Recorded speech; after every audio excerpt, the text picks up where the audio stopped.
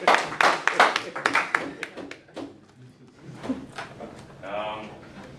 an well, I'm not an outsider of sports. I play football, but from most people's perspective, like from outside of sports, the people, they think that the process of going from a high school athlete to a college athlete is pretty simple. Well, it's actually the complete opposite. It is pretty complicated. The recruiting process can start, it just depends on how good you are as an athlete or the program you come from. Nowadays, there's middle schoolers, like 8th graders and freshmen getting offered by big time schools. Like back home, where I live in where I'm from, Powder Springs, the 8th grade quarterback got offered by Miami recently. Most of the time, the recruiting process starts probably sophomore, junior year, because you actually start to get more playing time. It depends like where you're from, if the school is big or not, or if you play at like a small Christian school. I mean, that's just like a common assumption that people make. Like the smaller schools don't necessarily get the bigger offers. But before I transferred high schools, I went to a big 6A school in Georgia. 6A is the highest class in Georgia. McEachern High School.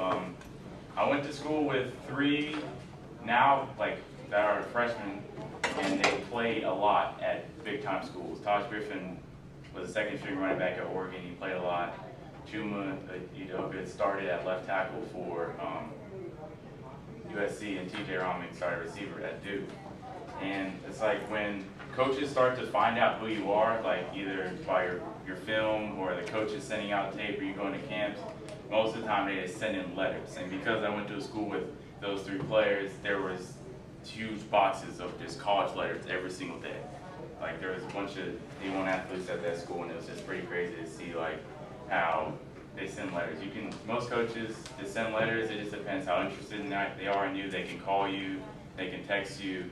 It just depends on like the time of year, or they can actually visit your house. And on to, well, yeah, finding like the colleges can find out about you by your coach sending out your film, going to combines like a Nike football combine. It's like a test where you run the 40-yard dash and all different other type of drills that help you, that like correlate with things you do on the football field, or you can go to a camp at the college itself. Here's one kid, he tweeted this and made it onto Bleacher Report, and he was just a top prospect, and it just shows how many letters that top prospects actually receive. Wow. And the recruiting process, it just depends on truly like how good an athlete you are, or like what school you go to, because for me, the recruiting process was like the complete opposite for that. I choose between like 3 or 4 schools. Yeah, like with the recruiting process, it's not that simple because there are certain times of the year where the coaches can actually contact you, talk to you, show up at your house, or like visit your school. The contact period is the most wide open time. During this time, coaches can visit with prospects and families regardless of the location. They can meet anywhere. In person is permitted only once a week, and note that a coach cannot visit a school multiple times in 1 week if it has more than 1 prospect. So from December 14th through January 13th, they're dead. December 14th? Oh yeah, that's the dead period. Oh, because you're going to go on the Christmas break. Not necessarily because of break, but that's just the time where coaches cannot contact or actually visit players. Okay. It kind of depends on the level, because the NAIA, I don't think the coaches really follow the rules, because such small schools, not really people care about the NAIA. But yeah, there's a contact period, evaluation period. It's like it's contact, evaluation, quiet, and dead. And like the farther down you go, the more strict it is on like when you can actually visit and contact the players. But it's all different types of stuff. The process, like most people think the process ends when a player commits. Most of the time, like I know one of my friends from back home, he goes to Auburn now. He committed to Auburn his sophomore year in high school. But most people say it's just because, like big schools, like Division I, like Alabama, Florida, they can only sign 25 people, but they send out at least like 70 offers. So most people commit to save their spot, and they don't want to take the chance of not being able to go to the school. Most of the time, people commit super early. They can end up changing their mind because of the school, or if they get a bigger offer. If you go to a smaller school, the recruiting process does not end on National Signing Day. National Signing Day is like normally the first Tuesday in February. I think this past year was on either the 3rd or the 5th. I can't remember. I remember hearing about it. Yeah. And like, I just know a few people, like one of my friends that went here last year, he transferred away. He signed after signing day.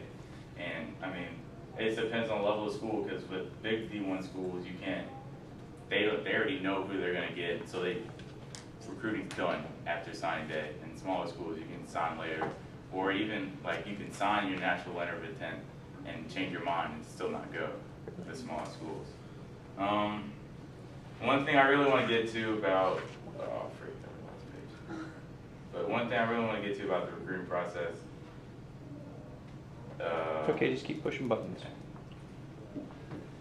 The recruiting process is a business. The coaches do not care about, I guess you can say, your feelings. Like they can, I know my friend Sonny, he goes to Reinhardt now, it's in high school in Georgia, and you can be in contact with a coach all the time, like before senior year, and just constantly, he visits school, calls them, emails, sends out letters, but then eventually, like if they don't want you, they're not going to tell you that, they're just going to cut off contact, and you're sitting there clueless, trying to contact them, and they're just not replying, and it's like pretty frustrating. And it's like they just try to get the best players they can, and if then you're not the best, they're not going to let you know. Honestly, I'd rather the coach tell you straight up, like, we don't want you at our school, we don't feel you're good enough, because most people would just respond back by trying to prove them wrong and just going to the school and making them pay for it. But the recruiting process is a business, and it's pretty serious, and it honestly, it hurts some people's feelings because they feel like they're big time Division I schools, and then when they don't get the offer, they shut it down. And that's when, like in sports, people got to focus on their education, because a lot of people just focus, oh, I'm going to go D1, I'm going to make it to the league. But then if you don't go D1, or if you don't actually play college football, then what you got to do, you just got to focus on education. And that's about it. Education.